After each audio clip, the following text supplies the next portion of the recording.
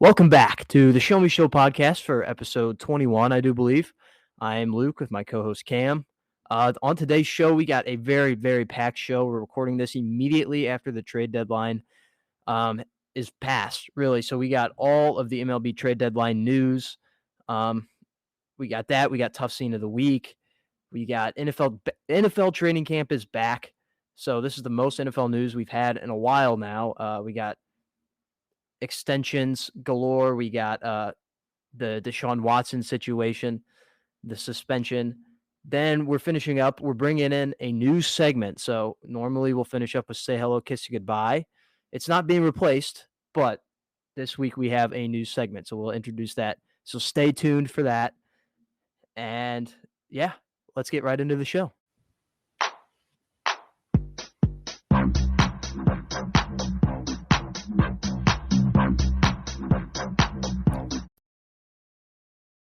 Alrighty. Welcome back to the show. We currently have DeGrom walking out to the mound, which is not even the biggest baseball news that has happened today, surprisingly enough. The trade deadline happened today at 5 p.m. Central Time, 6 p.m. Eastern, and lots of teams trying to get in some last-minute trades, pick up some pieces or trade away some pieces for prospects. And per usual, the Cardinals did neither, which is very disappointing. But, there was excitement for a while with the Juan Soto news, but, that puts a hole through your heart whenever, that doesn't happen. So. Yeah, I mean, we've literally been attached to this Juan Soto string for the last 2 weeks at least. And some like our good friend Jacob, Michael Baldwin was kind of like, yeah, but we're getting some pieces, and it sucks that we didn't get the big trade, which was Soto, but we still had, we still made some quality moves, which is true. But when you're kind of dragged along the string for 2 weeks, you really want Soto. And I've wanted Soto. It got increasingly more and more over the last week. Entering and ending Cardinals conversations with don't talk to me till we have Juan Soto. But it didn't happen. He's a Padre, which is not the worst thing in the world for one reason. Gives some great competition for the Dodgers to compete with. Oh, yes. Maybe they can knock around the Dodgers a little bit so that they're not just dominating the West year in and year out. And, I mean, they're in the same division, so, they'll go head-to-head a lot. But it does still suck, and I wish Soto was a Cardinal. We had the opportunity for Soto, Arenado, and Goldschmidt, to hit right around each other. But instead we get Tatis, Machado, Soto, which is still awesome for them. But I was really hoping for that big St. Louis 3, especially since we're going, kind of like our good friend Jake said last week, we're trying to go all in a little bit for this Wainwright, Molina, and Pujols goodbye tour, and this would have been a really big piece for that. So yeah. What we did was definitely not going all in for that, which is very disappointing. Not just in the fact that we have a good team this year, and the only thing I could say is that the National League is pretty good. Whereas past years it's been kind of open. This year there's a few top dogs that the Cardinals just aren't there, and today they did not improve their team at all, really, to at the same level as the other teams that we're going to be competing with. So if we want to win this year, we're going to need a lot of luck, and that's not really something you want to have whenever this could be some of your main franchise staples, their last ride ever. And DeGrom strikes out his first batter on 6 pitches. How about that? And it's very disappointing to see. But let's talk about the pickups we did get. So his facial hair looks a little odd. DeGrom? Yeah. I don't know. Well, he might have had to change something up because Yeah. over a Look year. at it. It does look. It looks normal. I don't know. That's like a weird stubble, I feel like, compared to usual. He probably just hasn't shaved for a few days. But yeah. Yeah, Cardinals did get some nice pieces. Yeah. Like So Luke said. Monday night, we get news, pass and bomb. Cardinals are finalizing an agreement with the Pittsburgh Pirates for Jose Quintana. And if you know baseball, you know the name. He's been around for a while. He was really good with the White Sox back in like 2014, 2015. He was traded in 2017 to the Chicago Cubs. And ever since that moment, he really hasn't been good. He spent time with the Angels last year. And I kind of thought he was out of the league. This year, signs with the Pirates, and he's having a really good year. He comes in with a 3.50 exactly ERA and a 1.27 whip, and he also has accumulated 2.6 WAR, which is more than any other pitcher on our team besides Michaelis and Wainwright. So he's instantly like inserted into the rotation as a high leverage starter, and I think that if we do make the wild card series, which we're not going to get a bye, so if we make the playoffs, we'll have to play that first 3-game wild card series. Our 3 starters are going to be Michaelis, Wainwright, and Quintana is going to be that third guy going into this. So he was definitely the Pirates' ace this year so far. We give up. Well, not only do we get him, but we also get a reliever, Chris Stratton. He has a 5+ ERA. He's not very good, but I guess he's a bullpen arm. So maybe we don't have to watch like, I don't know what's his face, Drew Verhagen pitch, because that sucks. And then we gave up Johan Oviedo. He's been kind of a pitching prospect in our organization. He's been all right at the big league level. Hasn't been dominant by any means. I think he's just kind of a Pittsburgh guy. Like whenever I think of a Pittsburgh Pirates pitcher, I'm like, yeah, he'll fit in well there. And then we give up another prospect I never even heard of. His name was Nunez. I don't remember what his first name was, and I don't really one very good. Probably will never touch the big leagues, but could be a freezing cold take as well. And then, yeah, so it does worry me that he could be fluking right now just because he hasn't been good in a while. You mentioned the wild card series. Did they do away with just the single elimination game? Yeah. This is the first year they're not doing that. It's so since there's 6 teams. I knew they added a team on both sides, but I didn't know they did away with the single elimination. Well, the argument with that is that the 3 seed in the playoffs has to play in this wild card series now. And the owners were like, well, if you're a 3 seed, it shouldn't be like you win your division. Oh, yeah, and then you have to go home. You're out. Yeah. Mm-hmm. No, I agree with that statement by them for sure. But so it's just if you lose 2 games, then you're out. So DeGrom dominating here. Yeah. Back out the side. Pretty much, he's got the fans on their feet right now here in Queens, and that's in Washington. That's in DC. Oh, shit, yeah, it is in DC. Yeah, fans are traveling hard. Shit, yeah, there were so many on their feet. I thought it was in Queens for a second. He almost struck out the side there. But yeah, Mets had a big deadline too by bringing back DeGrom. Yeah, well, and Max Scherzer came back a few weeks ago, so that's huge pickups. They also got, I have it written down somewhere. They got some relievers basically, and they also got Vogelbach a while ago. That was kind of a trade. I think we talked about that on the last show. Could be wrong, but they addressed some needs that they had. They're a pretty well set team as they are right now. They didn't really need a lot, so it's just kind of hoping that all the guys click at one time in October. That's kind of the hope for them. The Cardinals also pull off a buzzer beater trade, literally like right at 5:00. It came in. Kind of a slap in the face to a lot of Cardinals fans and to the team that we traded with, the Yankees. Kind of a slap in the face to their fans as well. It was a straight up swap. Jordan Montgomery of the New York Yankees, left-handed pitcher with a 3.75 ERA this year, and he's pitched over 100 innings. Straight up trade for Harrison Bader, who will now go to play in his hometown of New York. He grew up a Yankees fan, so that's cool that he gets to wear the pinstripes. But it's just kind of, Bader's he's a fan favorite here in St. Louis, and just to see him being traded away for some guy who has I mean, he's having a good season, but historically he's been kind of mid. And to see, our Gold Glove center fielder just kind of go out that way it's a little bit disappointing. I do agree with you. He is easily the most bonkable player on the Cardinals as well. The ladies love Harrison Bader. They love the hair. They love the sliding catches, as do the men. The men love the sliding catches, and maybe some love the hair as well. And the first thing that came to my mind was that, we get a good pitcher. Well, and like Luke said, he in his past, maybe not the greatest, but this year he has been okay. And as soon as I saw us do that deal, because along with Quintana,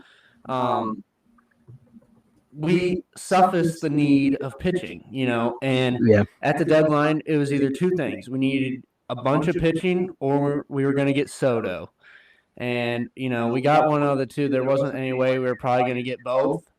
So I'm happy that we at least got pitching, because now I feel like we really have a way better chance at making a run. And then the second thing that came to my mind with Harrison Bader is that he is going to look sick in sliding catches in pinstripes. There's just no doubt about it. And like Luke said, he's playing for his hometown. And I also think this is my take of the day for Harrison Bader is he's going to earn his pinstripes pretty fast. I don't know. Yeah. Well, if he either plays, going to be within the next, not this year probably, because another reason why this was honestly a pretty solid trade for the Cardinals. Not only do we get a pitcher, but Harrison Bader has been pretty injury prone this year, and he has plantar fasciitis, and if you ever had that, it's painful as hell. It takes forever to recover from. It takes forever to recover from, and not just does it take forever, it is a exhausting rehab for plantar fasciitis, and that's what Harrison Bader is going through right now.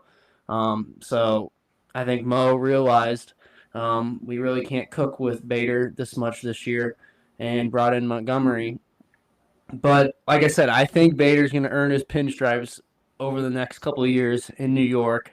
And I'm happy that if we're going to trade him, at least trade him to his hometown. Yeah, kind of like a Steven Piscotty situation, if you remember that.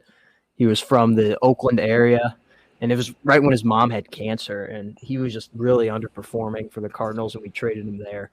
And he was with his mom in her last days, and then he actually performed pretty well for the A's for a few years. So, yeah. So, like I said, I'm glad that at least it's the Yankees who, have a chance to even get him a ring this year as well. So, we'll see, but I don't mind the deal. It does suck for Cardinals Nation because we do like Bader a lot, but yeah. And he's one of the most worn jersey at the games when you go to the games.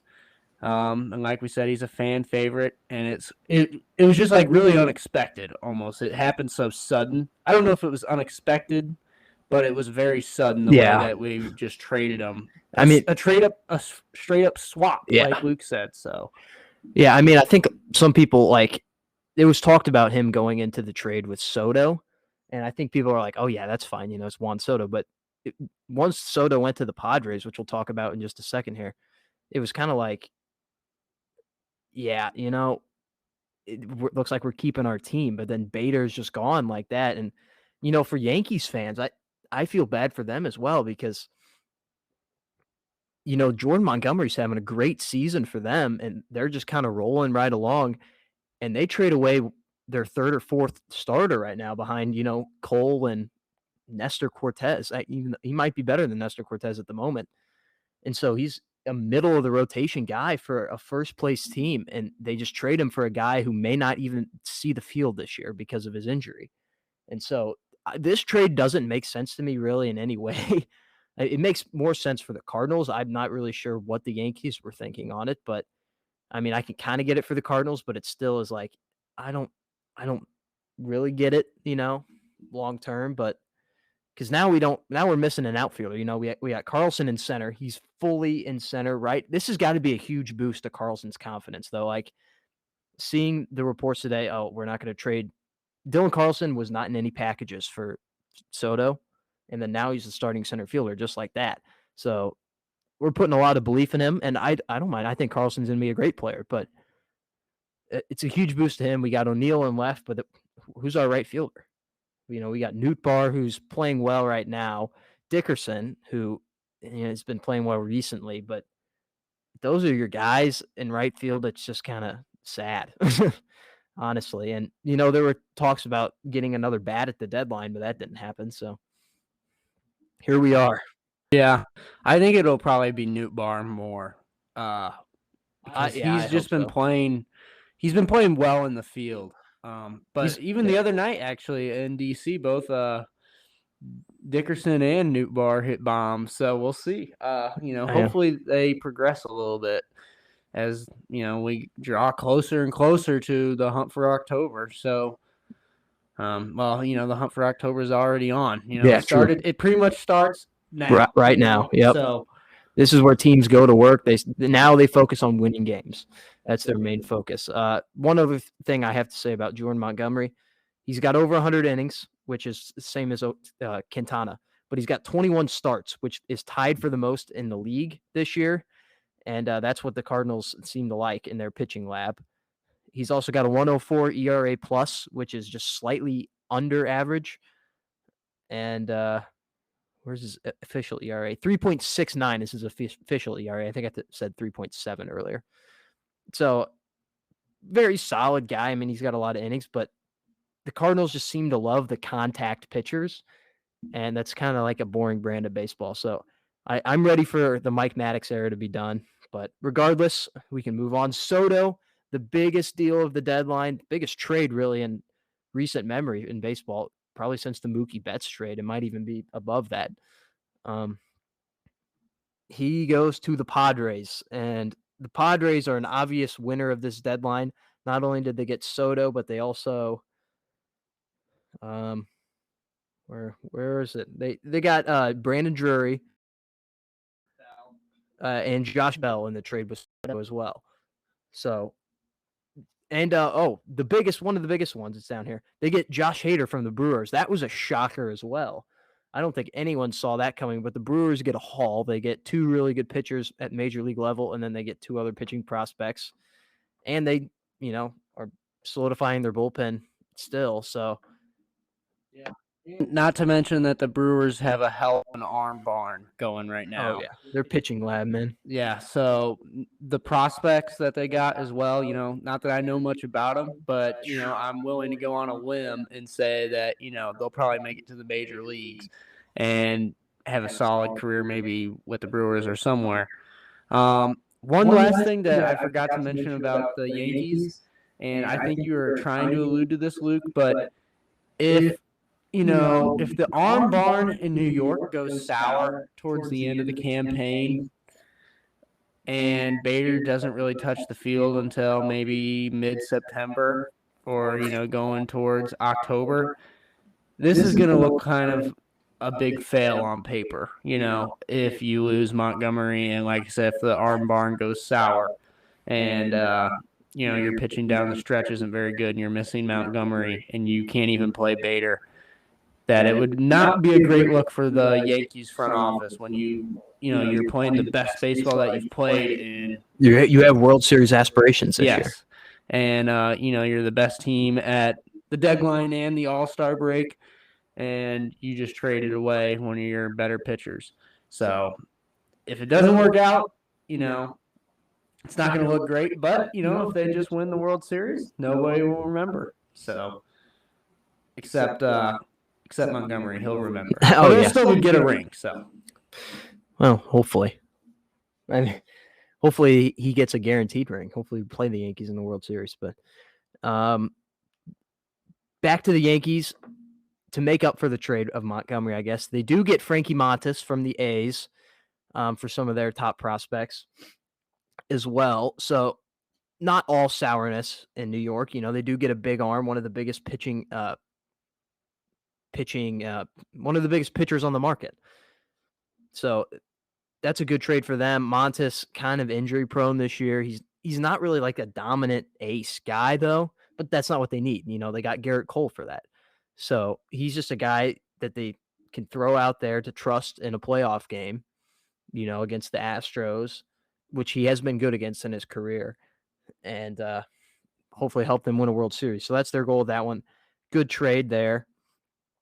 Another New York news, Joey Gallo traded to the Dodgers.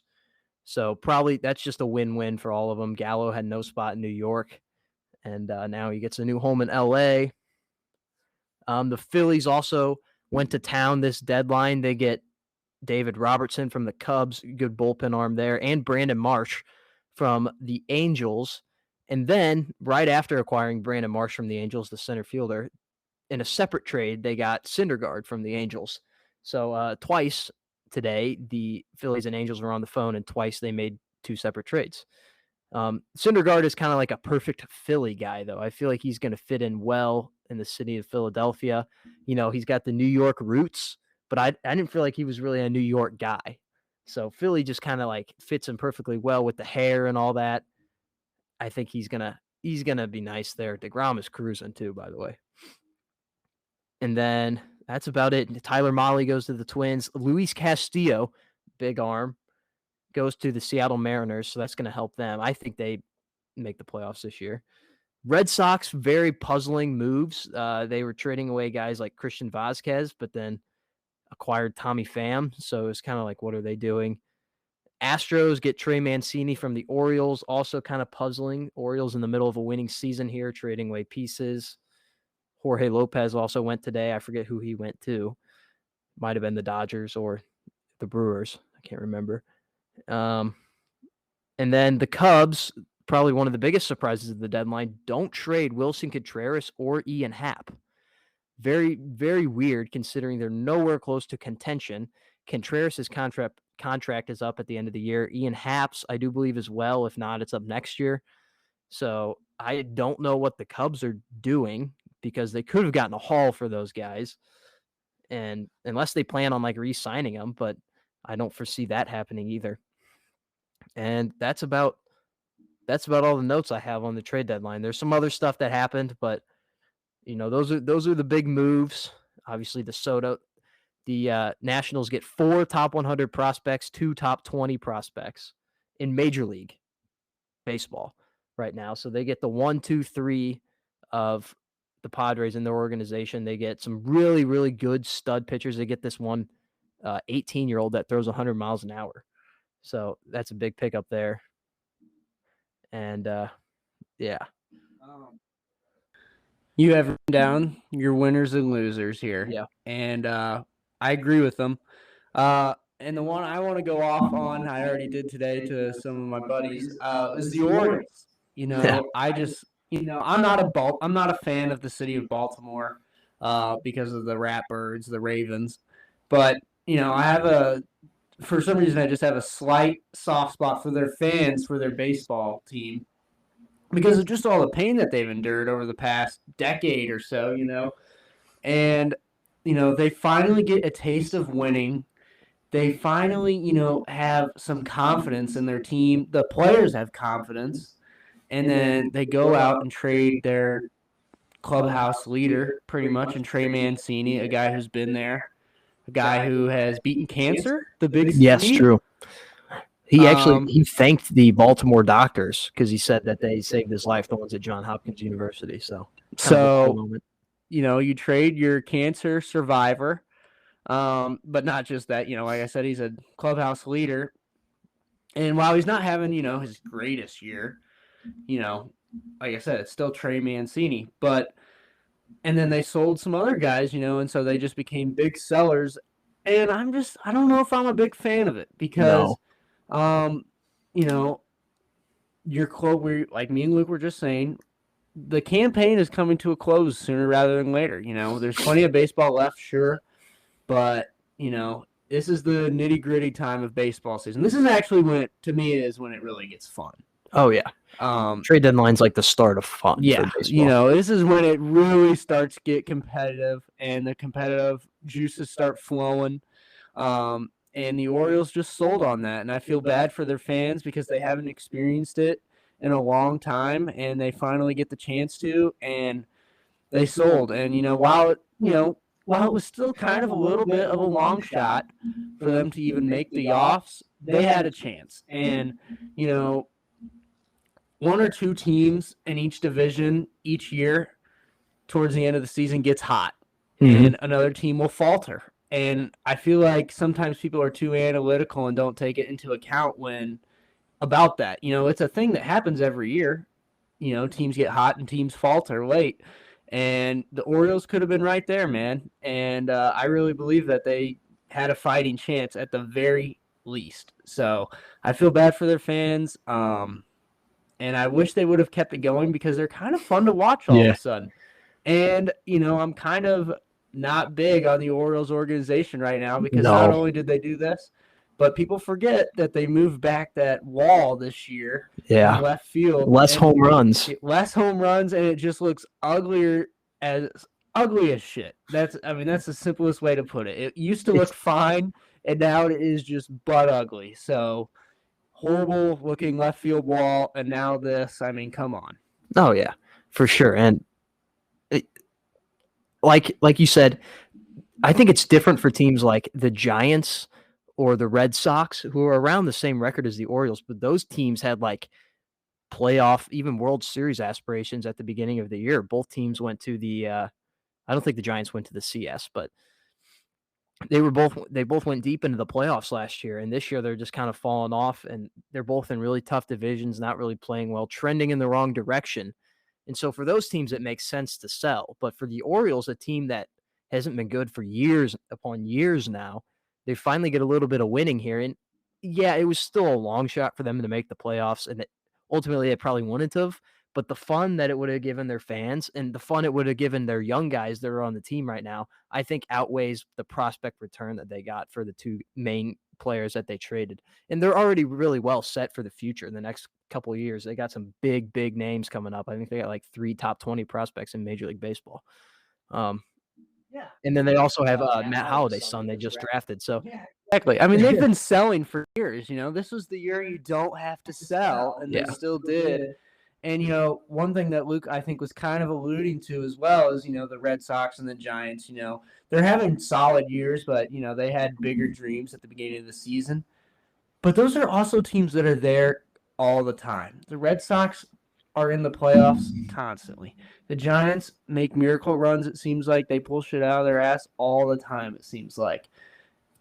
Yeah. The Baltimore Orioles, that's not their MO. They don't do that kind of stuff. No. So this was like, once in a decade kind of thing, and they let it run dry. But that's not to say it's that just frustrating. Happen. Yeah, it's frustrating as a baseball fan that likes seeing the underdog, for sure. And that's why I put them as one of my losers.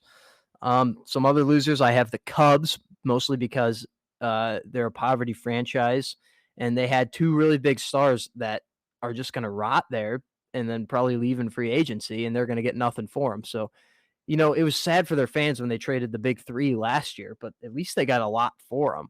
And, and they kind of rebuilt their farm system. It's the same way with Juan Soto and the Nationals. They just rebuilt their farm system. The Cubs aren't going to get that chance. So they're not really thinking, I don't think. So they're a loser. And then I also have the Cardinals and Yankees.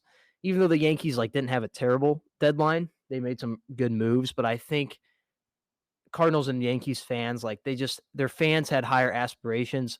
Cardinals are trying to, their fans want to win a division, and the moves that we made were not even close to that.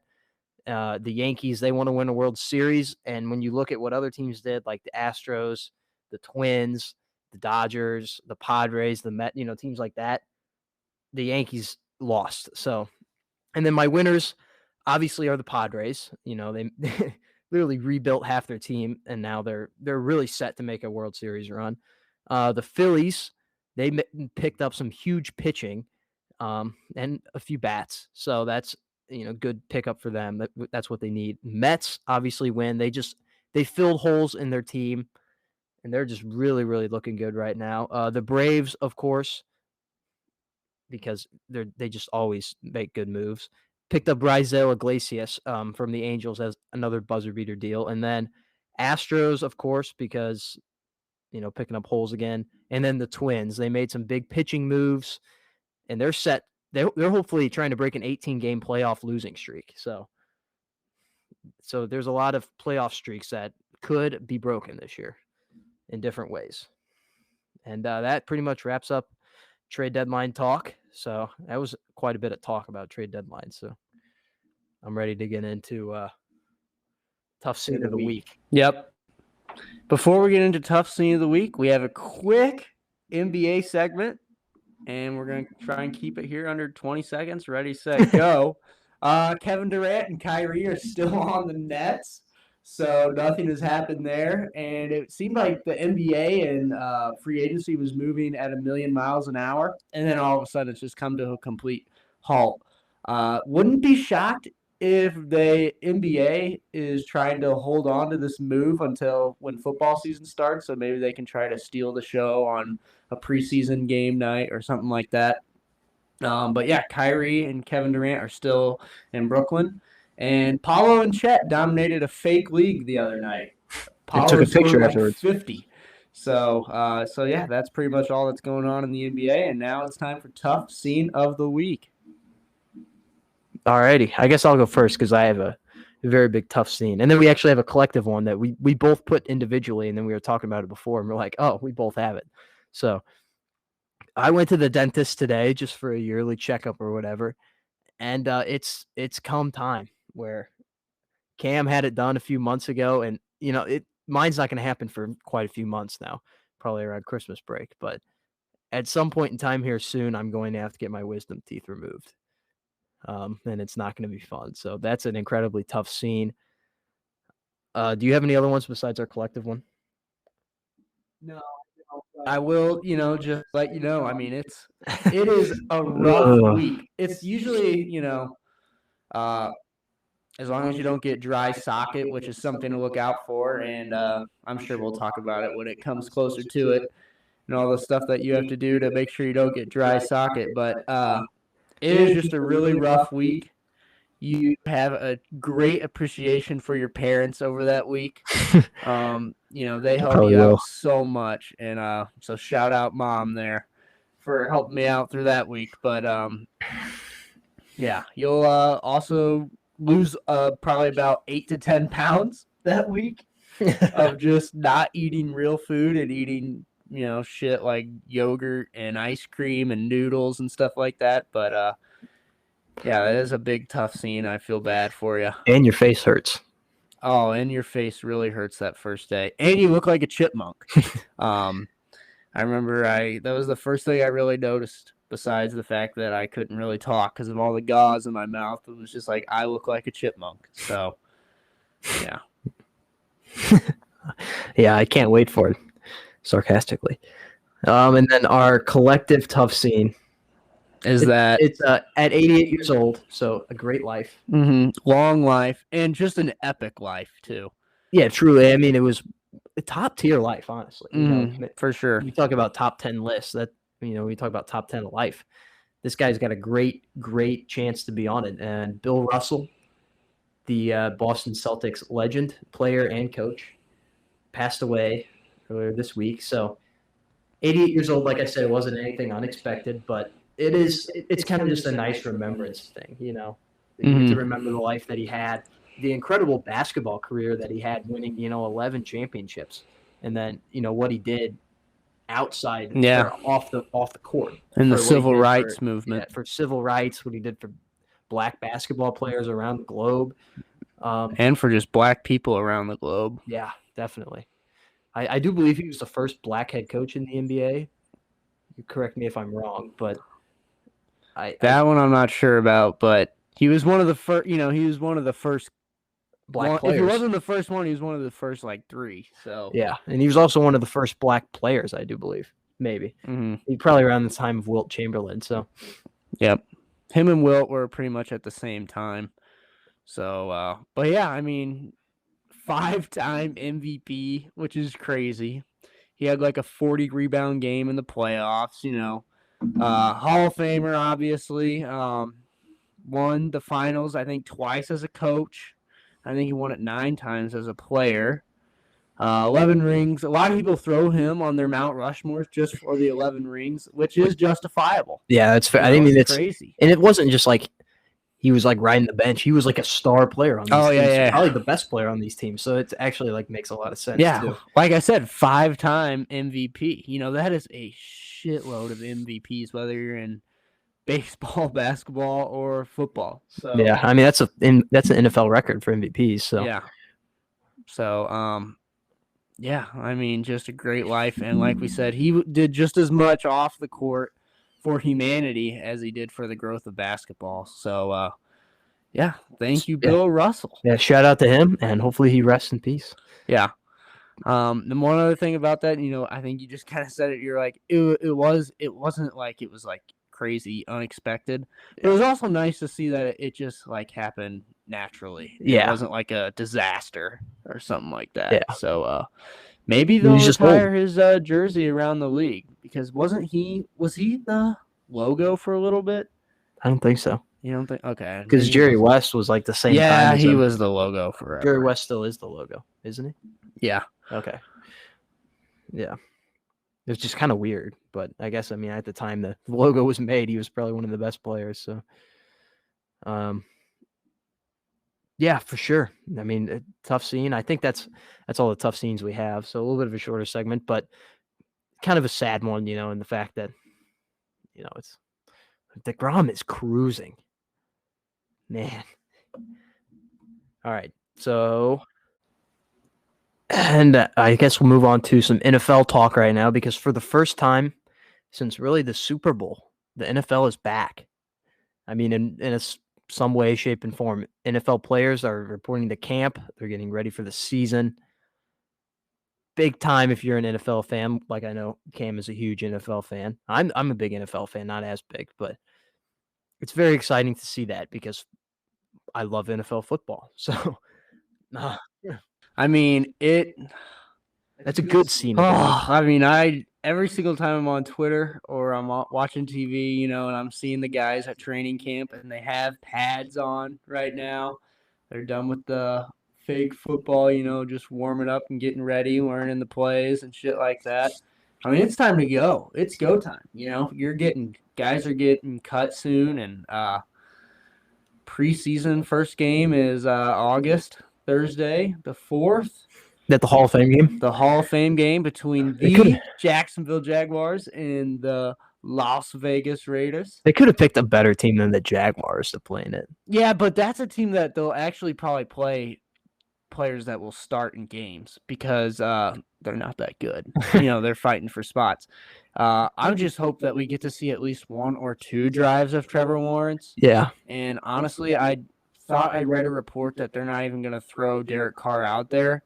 I'm not sure if that's true or not, but so is this a preseason game, or is this just like a 5th preseason game for this No, game? it's a preseason game. So it counts as like week 1 preseason? Yeah. Okay. But it's played in Canton. Yeah, and it's before all of the other preseason games. Like, there's a big gap in time between the other teams' first preseason games as well. So yeah, so this is like the first, you know, big thing. But training camp, man. And then not just that, training camp, but we finally get the answer to a lot of questions that have been going on throughout the offseason, you know, with Kyler Murray. Luke's got his jersey on, which is awesome to see. You know, Kyler Murray was extended. And not just that, but there was a little drama with all that, as there was a film clause in his contract, which meant that he just had to watch 4 hours of extra film a week on his own. Was it extra film or just film? 4 hours of extra film, because you're already watching film at the at the facilities with your position coaches, with the other quarterbacks in your room, and as well as, you know, other players like your wide receivers, running backs, whatever. Yeah. But you usually do it with your quarterback coach and maybe your, you know, OC and stuff like that. But this was extra work that he had to put in, and I'll be the first to say, you know, 4 hours is not a whole lot, especially at the NFL level, of extra work to do. It wouldn't shock me if he already did that on his own. But the reason why this became such a big deal was because Kyler has like this, stigma about him that he's kind of a lazy player and that he's not watching as much film. Well, he's the only NFL player that's in like a professional video game clan. So yeah, exactly. he plays a lot of video games. Think that he's not as dedicated to his craft, which honestly I don't know if that's really true. I mean, maybe his athleticism did carry him through college because you look at it, he was a hell of a baseball player and a football player, and that doesn't happen very often. Mm-mm. We're talking about Bo Jackson, Deion Sanders kind of stuff of how good he was. He was literally drafted in the first round by the A's. Exactly. He's a first-round draft pick in baseball and in the NFL. Yeah. And he was the first pick in the NFL draft as well. So, was a Heisman winner as well. So people forget that. And, he's been a good quarterback. Literally what you were just describing, except for the baseball part, was Baker Mayfield. So Heisman winner, first pick in the NFL Oklahoma. Draft. Yeah. But I think Kyler's actually been a little bit better at the NFL level. But around October into November, he has struggled. And I think that's maybe why in the first place the Cardinals were a little hesitant to give him this contract. But then again, you're not going to find a quarterback on the open market as good as Kyler Murray. So that's why they ultimately did. Yeah. And, he's a dual threat quarterback as well, even though he's small in stature. I think it'll work out fine. But then again, he hasn't played good in the second half of the season, so he needs to find a way to do that. And that's also on Cliff, so we'll see. Yep. Yeah, for sure. I mean, big extension for them. He's not the only one who gets an extension, though. Deebo Samuel and the 49ers agreed to a big extension, a lot of money there, so that clears up those rumors. Yep, $58.1 million guaranteed for Deebo of his $72 million that he got over the next 3 years, too. Over the next 3. Same with DK. He didn't get as much guarantee, but he got the same amount total if he plays everything. He got 3 years, $72 million extension, which is awesome. Renfro, too. Hunter Renfro, Las Vegas Raiders wide receiver, got 2 years, $32 million, so that's $16 per year. And obviously a couple of weeks ago, Terry McLaurin also got like a $71 million contract. So yeah, I think class is just making bank. Yeah, true. Not to get off the NFL topic here, but it's great to see Yachty and Waino back together. Battery mates back again. Hopefully they can break that record by the end of the year. That just crossed my mind because we're watching the game, but great to see that again. So some other big news on Monday out of the NFL, Deshaun Watson. All of a crowd there right now too, honestly, for Monday or Tuesday night. Yeah, well, it is against the Cubs. That's true. It always draws a bigger crowd. So Deshaun Watson, some of the biggest news that everyone knew it was going to happen, that some type of suspension was going to come down before the end of, just soon before the season started. But I don't think anyone expected this suspension. 6 games is what it was, is what the NFL ruled, pending appeal, of course, on either side, I guess. I think the Browns and Watson kind of get off the hook a little bit here because there was talks where it could be the entire season that he was suspended, could be like 12 games, and here he is with 6. So 6 is it's a third of the season. It's a significant portion, but he's still going to be there for 2/3 of the regular season, and if they make the playoffs, he's going to be there for that. So I think that's what really matters here. They're going to get different looks. They're going to get Brissett at the beginning of the year for the first 6 weeks. So we'll get to see what, he could do, provided as the backup. And then, of course, then we get Deshaun Watson. So I think it'll probably stick. I know it's pending appeal, but I think 6 is going to be the standard number there. So yeah, I'm curious to see if they will even appeal because Watson won this. Yeah. Deshaun and his lawyer, they won. 6 games is incredibly low, I thought. Incredibly low. And the Browns can survive a 6-game suspension, especially with that roster. They have a hell of a roster, in my opinion. I mean, we'll see what happens. But Deshaun Watson only being out 6 games is something that they can definitely survive, especially since now we play 17 games. Yeah. So it's a little bit closer to a third of the season.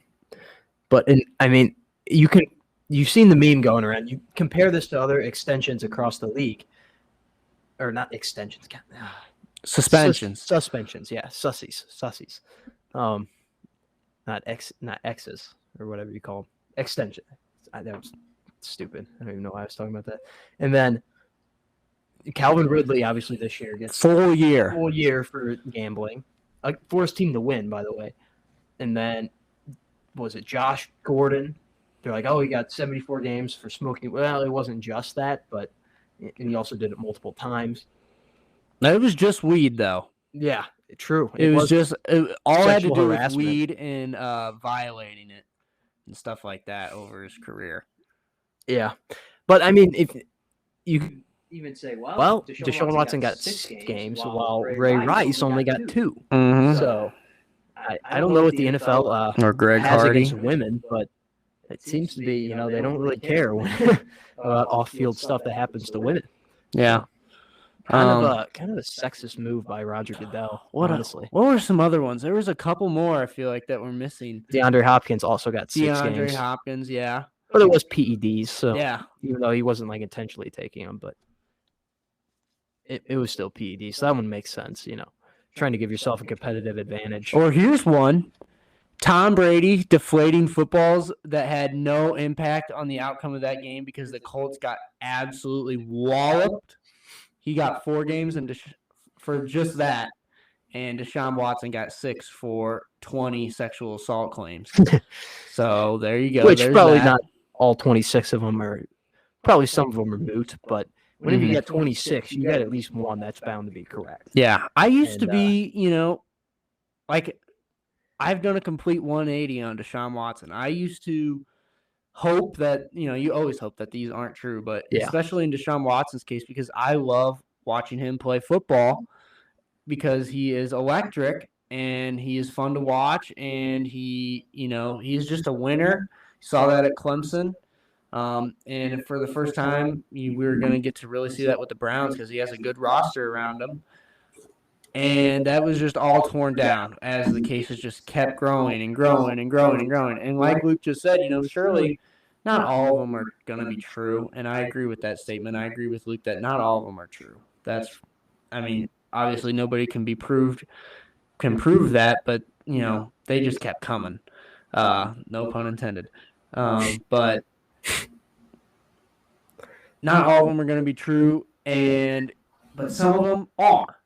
And the 1 or 2 or 3 that are true, that's enough to be suspended for a year or 2. Or, sexual assault's that's a very serious thing. Yeah, very serious thing. And the fact that the NFL just kind of is trying to sweep it under the rug is very concerning. Yeah, for sure. And but you wonder, would this happen to like a lower tier guy? And the answer is no, because that guy would honestly they would probably cut him or release him, and you would never hear from him again. You wouldn't be able to come back from it. You probably wouldn't be able to pay for the lawyer that Deshaun Watson just paid for.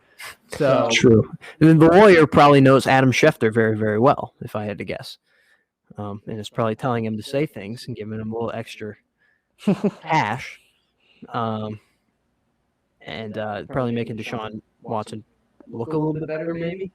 So, but you talk about the guy being cut, and this brings me back to a tweet that I saw by our good friend Barry McCockiner on Twitter, one of the great Twitter minds, and he said Deshaun Watson may have sexually assaulted 20 women, but he's really, really good at football, and that's what really matters. And it really makes you just think about that's what's important to a lot of fans and really the league in general, is that off the field stuff kind of is secondary in a lot of ways to what you do on the, if you perform on the field, you're going to be in the league. You look at Ray Rice, that scenario, he was starting to fall off whenever that happened, so that's why he ultimately got cut. You look at a guy like Colin Kaepernick, he did some off-field stuff or on-field stuff technically, but he had been on a trajectory where he was slowly working his way out of the league, just because his skill wasn't as good. But then you look at a guy like Kareem Hunt, who, kicked a woman in the face intentionally, And then, he got his suspension, but now he's back in the league because he's a good player. And, on the Browns too, which is kind of ironic, but nice play, Tommy Edman, you idiot. It's just kind of like I said, off-field stuff is secondary in this league. Yeah, and Your skill. that's not to say that you can't be redeemed or that you can rehab this sort of thing and come back a better person. But you know what? You probably need a year or two to do that, and they didn't give that to Deshaun Watson. And you know what? Deshaun Watson handled it really well. He hasn't said much, which is advice from his lawyer for sure. He's saying the right things, all the right things that you can say in a situation like this that's making him look decent. And just before any of this ever happened, Deshaun Watson, he came from nothing, and he always had the look of a decent guy, of a good guy, honestly. And until all this happened, not anymore, obviously, but he still carries that with him, that demeanor of not being like some cocky asshole or something like that. It's just a nice. He carries like a likableness to him. Exactly. And like in a few years, that's really going to happen, and this might get swept under a little bit, but it won't be as much by the fans because the NFL meme community and just the NFL community in general, they were hard. Forget this. They were hard on Ben. About Big Ben. Big Ben. That's why he only had like 2 that were settled out of court, and that was like 12 years ago. And now Big Ben has like kids of his own that are like 8 years old, and a wife and kids and all that. And he's turned it around. Yeah, he's turned it around, but it's certainly a part of his past. So he got a lot for it. Another lawsuit that just hit the NFL this morning: the Dolphins charged with tampering with Tom Brady and Sean Payton, and they lost their first-round draft pick next year. So does that mean that do they give it to another team? Just going to be 31 first-round draft picks next year. I think it's gone. Yeah. It's into the abyss. That pick is gone. I don't know. There's still time for some crazy stuff to happen to where a supplementary first-rounder could be given somewhere. True. But I think ultimately just one guy in next year's class is going to miss out on a big payday. Yeah. Because of that. So ultimately, it does hurt the Dolphins that they don't have that first-round pick. But this happened a few years ago to the Saints, if you remember as well. They didn't have a first-round pick, and it was just gone from the NFL. So I think that's what we're looking at here. So yeah, you're probably right. And then, that's interesting. Stephen Ross fined $1.5 million, which is chump change for a guy like him. That's like finding a quarter on the street for us, and exactly for him. So that's nothing. And then our teams at training camp, obviously, the Packers for me, even though I'm wearing a Cardinals jersey right now, but Rodgers, the biggest takeaways is he showed up dressed like Nicolas Cage from Con Air, which is kind of cool. It was a cool center, but not much else has come out of the Packers camp other than this wide receiver named Romeo Doubs. I think. Romeo Doubs, that's a sick name. He apparently is being a beast. Rodgers loves him. He's making a lot of good catches. And, the wide receiver job's pretty wide open for anyone. Yeah. Right now in the Packers organization. Lazard's like the only one that's really secured a spot on the roster. And, if he's probably a number 2 guy, so the number 1 spot and a slot spot is going to be open for competition. And there's a lot of guys that are competing right now. And Dubs is making a name for himself. Yeah. So that's all I got out of the Packers camp. Yeah. Some cliches that could be attached to that. We could be hyping up Dubs right now. I think he'll make the roster, but he very well, happens every year. Guys like that get cut too. Yeah. And then sign somewhere else or just cut for the year. Or like you see them and you're like, oh, they're going to have a good year, and then draft them in fantasy, and then they just make like 2 catches all year. Yeah, exactly. And that happens a lot. But they still make the rosters, and that's all that matters to guys like that who are on the fringe. Another thing is you said that Lazard's more of a number 2, and while I agree, I think he's going to be your number 1 this year. I think he's going to get the most targets. I think he'll probably have the most receptions as well. He's always been kind of like a gritty blocker kind of guy but he's also big and lengthy. So, and he's strong as hell. So I think he might be able to develop into a number one. Maybe not the greatest number one you've ever had, obviously, and not for be the worst number one in years. But yeah, exactly. So that's also, but that's not his fault. No. I think he'll be a fine option, not the greatest number one, but that's your receiving corps right now. I mean, it's not like they're gonna make a lot of moves here. It doesn't look like they're not pushing for Beckham anymore. Did you just say receiving corpse? Yeah.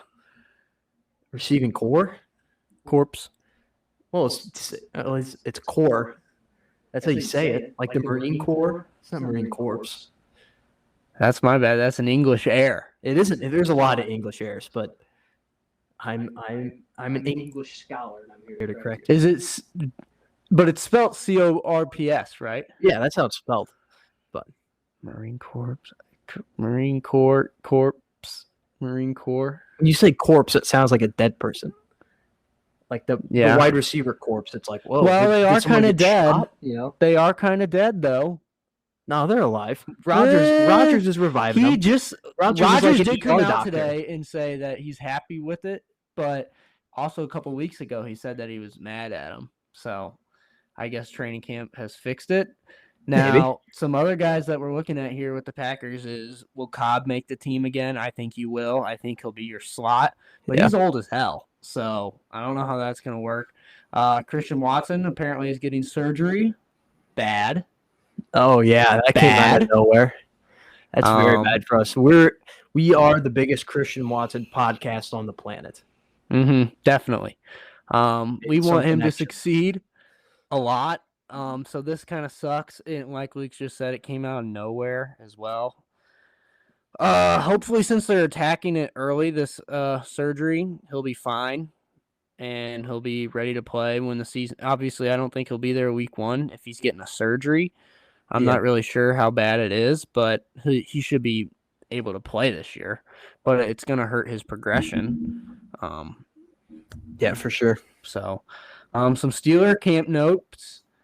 Oh my God! Don't say Mason Rudolph. It appears, according to Matt Canada, that obviously there's an open QB battle. Yeah, open QB battle going on right now between Trubisky, Mason Rudolph, and Kenny Pickett. You see, the fact that you even have to include Rudolph in that is really sad because you have a first-round draft pick who had one of the greatest years of a Pittsburgh college QB ever.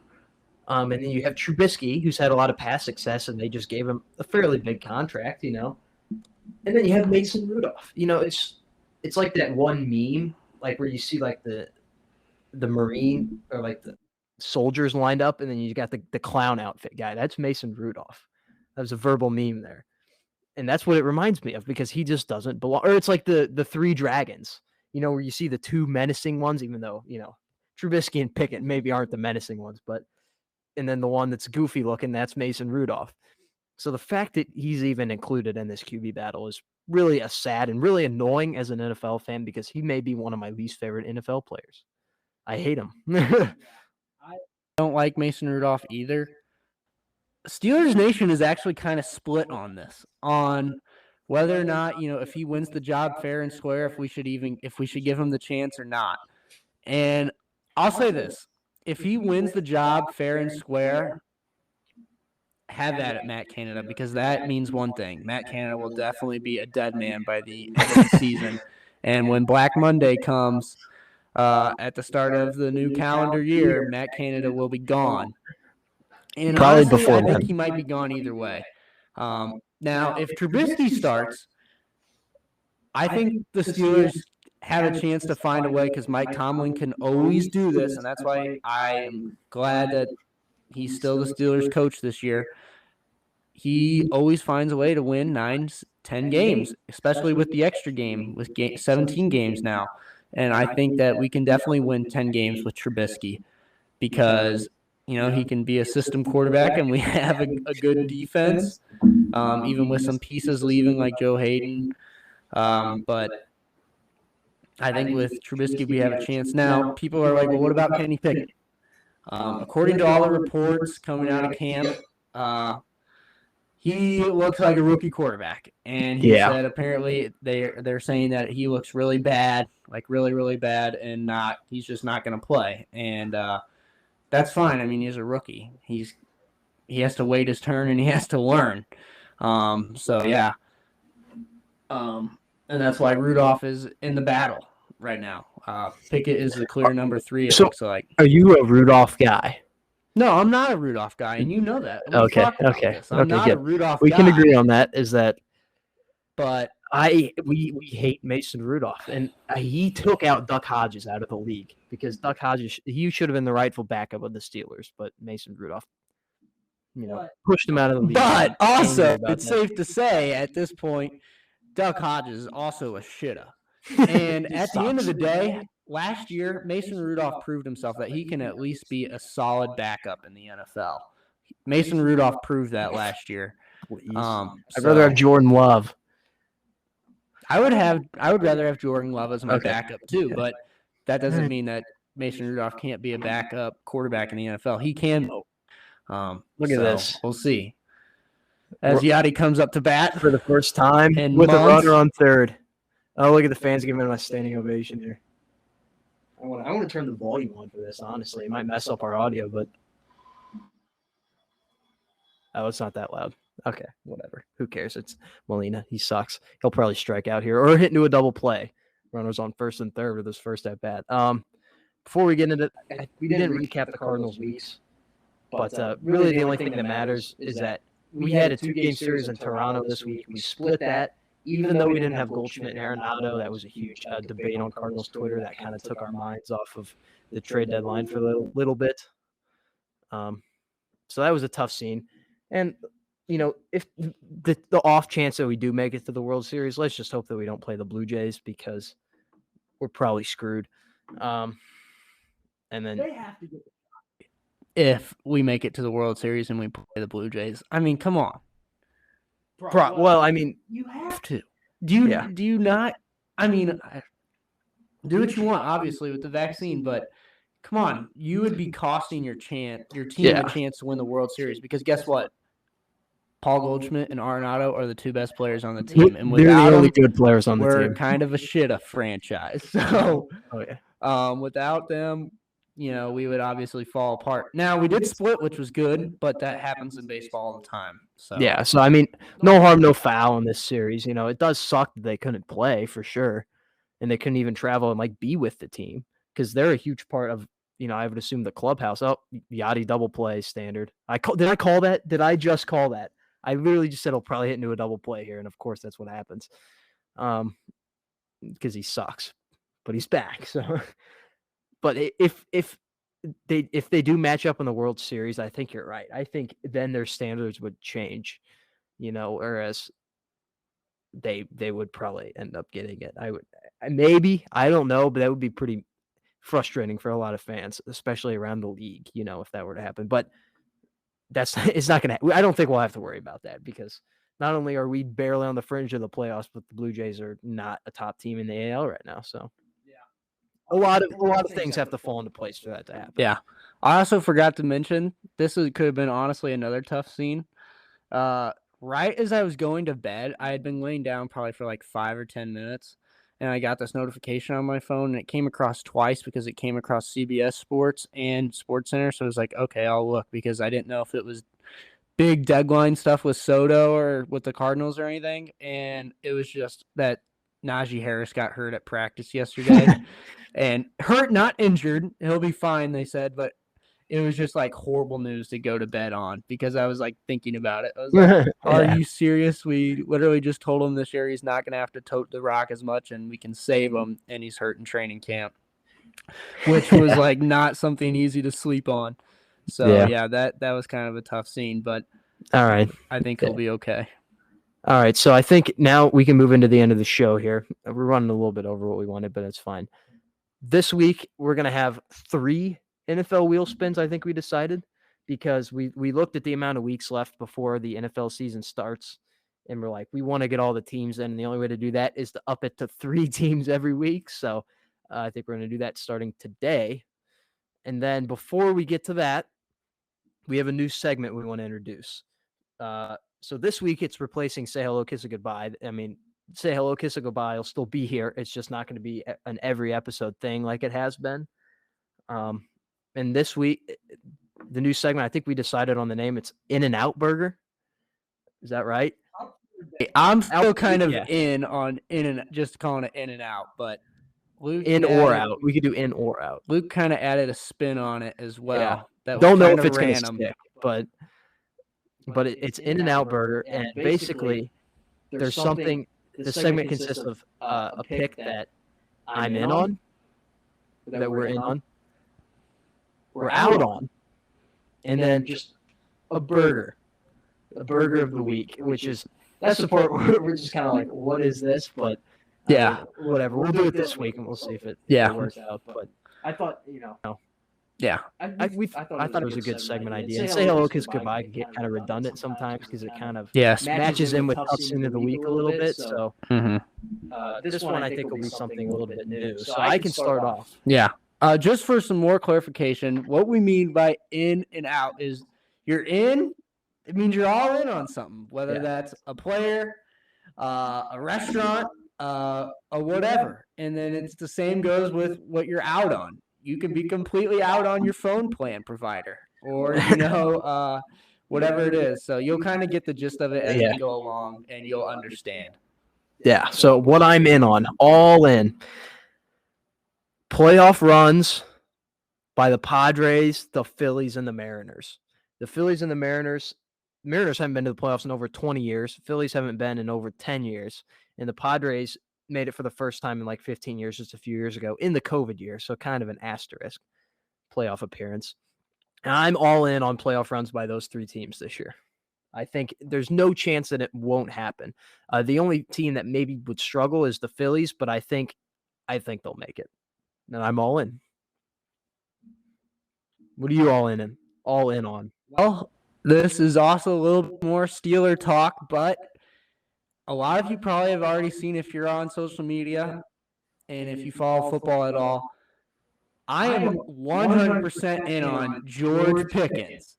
Not only is the media hyping him up like crazy, but his teammates are in on him as well and are hyping him up as well, specifically Chase Claypool, who thinks he's the 3rd best wide receiver in the NFL.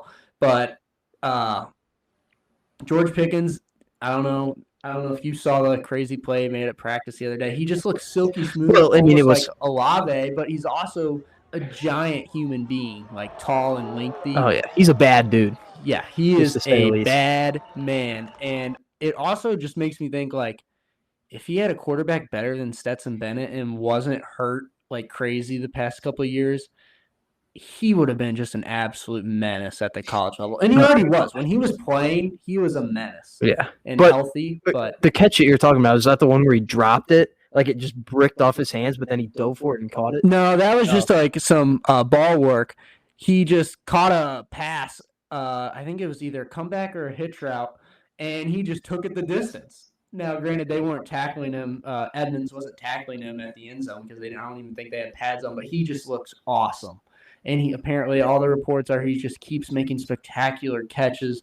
Now, you hear that all the time from reporters because it's training camp and we're excited about football, but I think he really is the real deal. And is it a shock that the Steelers drafted an awesome wide receiver in the draft? I mean, come on, they do this like clockwork. Antonio Brown, Chase Claypool, Deontay Johnson, Juju Smith-Schuster's first couple of years. I mean, come on, they do this all the time. This is their MO, and I think they just got another one with George Pickens. All right. Well, some of those names that you named aren't like superstar wide receivers, other than Antonio Brown and maybe Deontay Johnson, but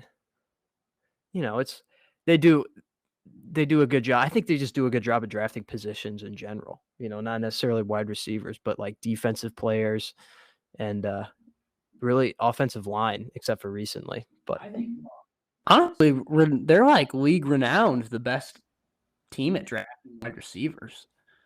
I mean, I would argue the Packers are better. yeah, okay. But like, Dude, come you on. said, I mean, yeah, they're not all superstars. Juju was a superstar for a little bit. Obviously fell off when Antonio Brown left. But Deontay Johnson, I mean, and you said, I mean, obviously he's not superstar, but you don't have to be a superstar to be a great player in the NFL and contribute. And it also just matched up with their team. I mean, when they had Antonio Brown, Juju Smith-Schuster, and then started drafting some other guys, I mean, it just shows that they're really good at it. So I'm in on George Pickens. Alrighty. I'm out. And I really, really hope that I don't go back in on this because it's just going to come back to bite me.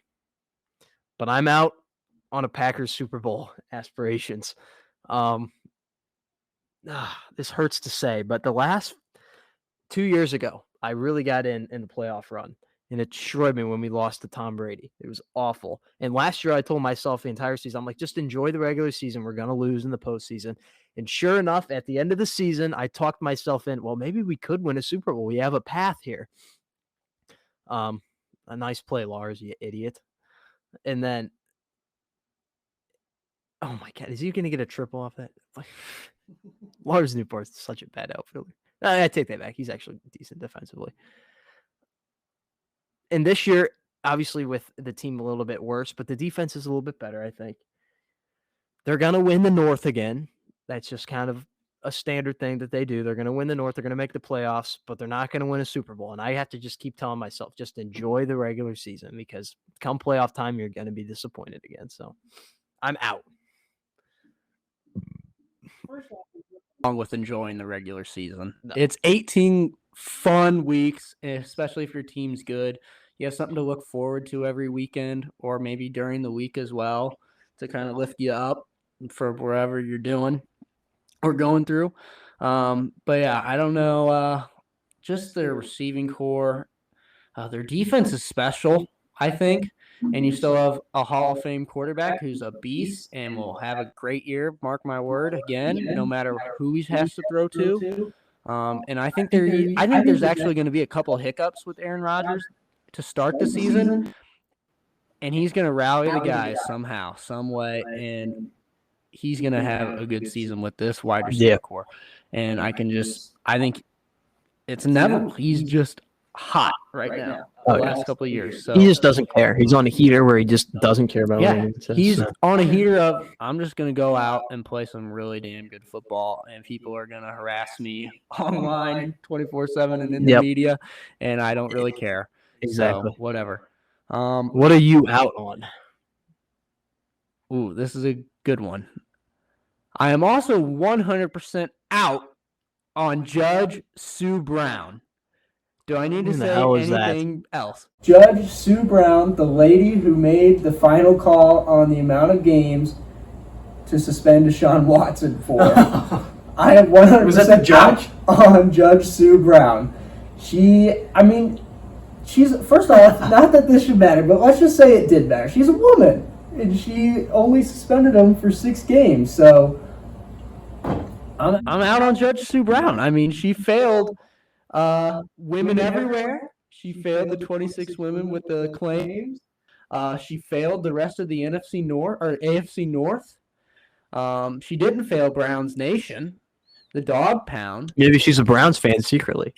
Maybe she's just barking on the inside, and she's like, "Well, I have to suspend him sometimes, otherwise it'll get too obvious that I'm barking on the inside." Exactly. But then she's like, 6 games here. That still gives us a chance to win the Super Bowl. Yeah, she's thinking the exact same thing that I said earlier. We can survive 6 games. Oh my God, Clintfeld. We can survive 6 games with Brissett. So yeah, I'm out on Judge Sue Brown. I mean, and I'll probably never be back in on Judge Sue Brown. Not only because of this, but because I'll probably never ever hear of her ever again. Exactly. Ever again. So yeah. I'm sorry to say that I'm out on Judge Sue Brown. All righty. I'm also out. I agree with you on that. So then this is the weird one that this may actually be the only time we do this, but my burger for In-N-Out Burger, right, it's a bacon cheeseburger. It had a special name, but I went to Michigan this past week, Benton Harbor, Michigan. Beautiful vacation town. Lake Michigan is an ocean. You can't convince me it's a lake, even though, the water was not salty, but doesn't matter. It's a real ocean. It was a bacon cheeseburger that I had a place called Shoes. SCHU was how it was spelled. And it was a great burger. I enjoyed it a lot. So that's my burger of the week. I have burger of the week as well. I had to think about it, and honestly, I have two. But my favorite one that I had this past week was at the Tilted Skillet here in Washington, Missouri, and it's called the Beef Brisket Burger, and it's an awesome burger patty on a huge, nice bun, and it has some really delicious, some of the best brisket in town on top of it, with a really sweet barbecue sauce that really adds to the flavor of the burger, and you get some really good fries with it, but we're talking strictly burger here, and it was awesome. So, burger. Shout out Tilted Skillet for my burger of the week. Burger of the week. All right. That's all I got. That's all my notes. I guess we wheel spins.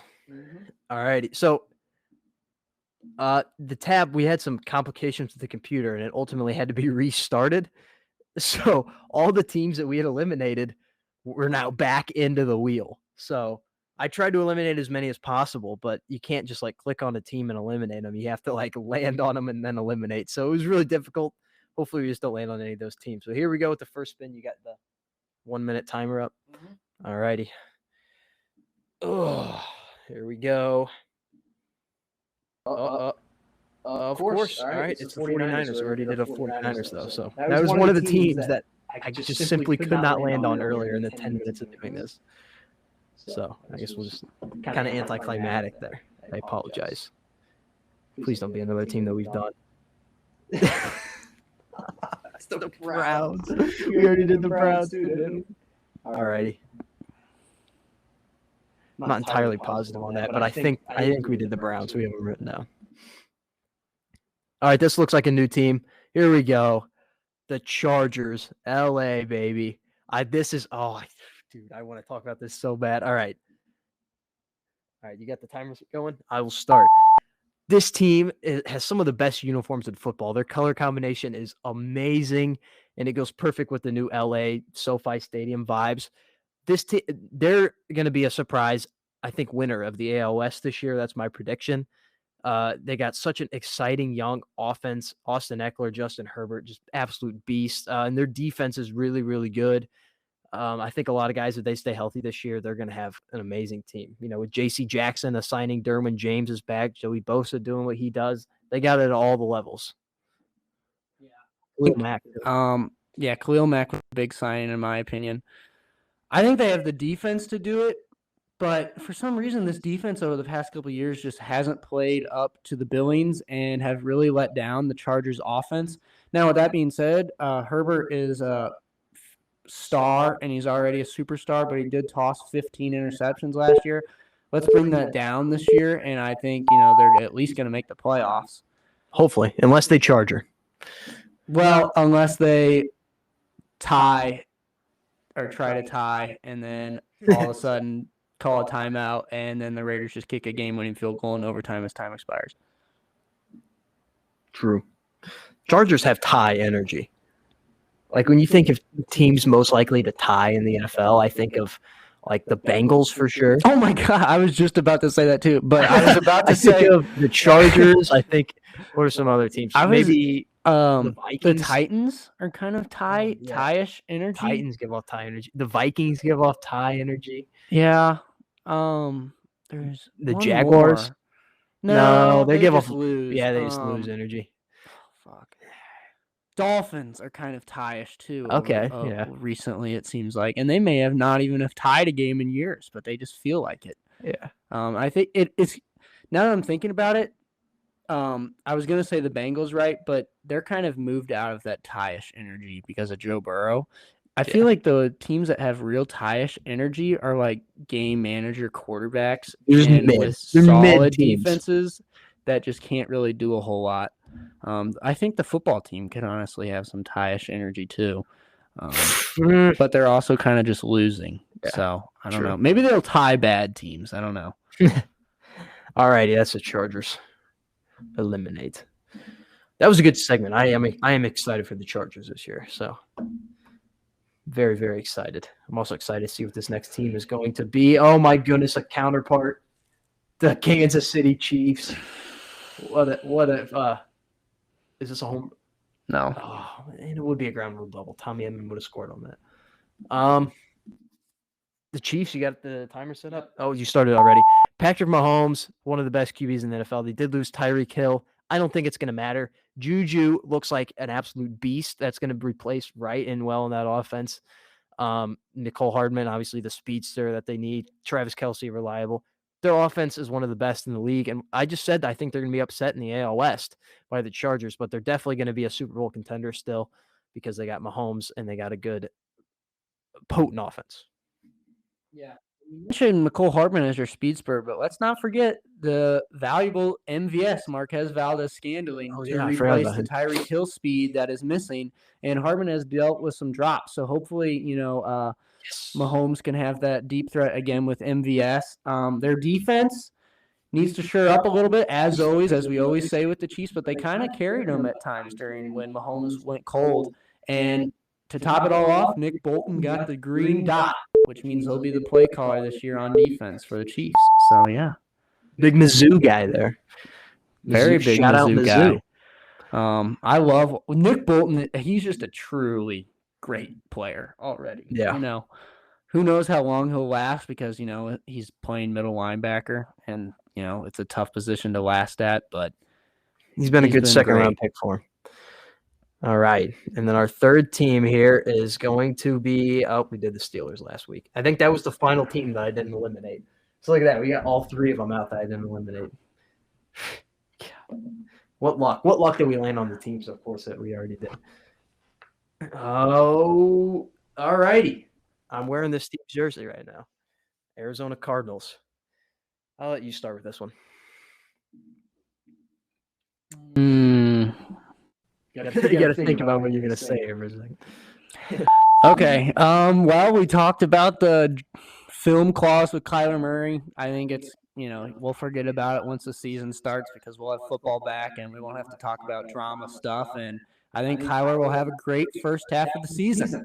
Second half of the season, I don't know. Unless they hire Coach Flores, I don't think they're going to have a great second half. So, they got rid of Christian Kirk as well. I don't know about their weapons. I mean, they signed Hollywood Brown, but I don't know how much that's going to suffice for them. Well, Hopkins is out for the first 6 games as well, so that's going to make it rough for Kyler, but this is why he got the big money. He's got to go out and prove what he can do. He's got to win some playoff games. They got a really, really tough division that they're competing in. They're probably second or third right now in that league or in the division, and then their defense is very much improving, and I think it's a solid defense. It's not championship caliber, but definitely playoff worthy. Obviously, the timer's going off, but one tidbit to say about the Cardinals defense. If I think what's his first name? Isaiah? Is that his first name? Simmons? Isaiah Simmons, yeah. If he can come into his own and be the hell of the athlete that he was in college, we could be looking at a completely different Cardinals defense. Yeah. So need a breakout from him. Yeah, they really do, because that secondary is not the greatest.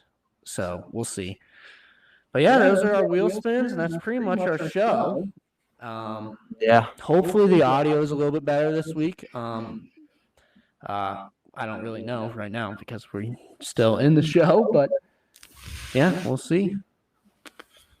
But thanks for listening to the show. Hope you enjoyed. Be on the lookout next week. We may have an interview, but if not, we'll have an FAQ segment. So be on the lookout for Twitter. If you don't, like I said, we say it every episode, but if you're not following us, then make sure you do. Because we post a lot of interactive stuff up there, and then obviously all the podcast information. So be on the lookout for FAQs this week. Just reply to the tweet that we'll send out, and then you'll probably get your question featured on the show. So Yeah, for sure, because we don't have that many questions. Also, We'll be lucky to get like 4. and like Luke just said, just stay involved with our Twitter because we had some fun polls for the trade deadline. Luke posted one about, asking the fans, will Juan Soto be traded or dealt by the deadline? And that one got lots of votes. Yeah, over 200 just votes. stay for that. Which most of you guys were wrong. It had over 200 votes, and over 50% said yes, he's getting traded to the Cardinals. So, but if that you may have voted- been a little biased. well, if you voted yes on that, then you're wrong. Yeah, you get played. I voted. I guessed it right. I said no, but he'll be traded to another team. So, I got it right. I thought he was going to get traded to the Dodgers, but it is what it is. God, dying over here. As Luke dies to end the show, we'll see you guys next week, and the show will be on YouTube again this week. Thanks for all the support on YouTube as well. Yeah, We have just as many listens and watches on the, I guess that's how you say that. Watches, our English major over here. Views, there we go. interactions. On the YouTube as we do through our listening platforms like Apple and Spotify. So Yeah. thank you for that. Also, And, yeah. One more thing, if you I haven't said this much, but if you do enjoy the show, make sure you just, tell people about it, because we are trying to expand a little bit. So, that's about it. So everyone have a great week, and we'll see you. We should be back to a normal schedule soon. So we'll see you soon.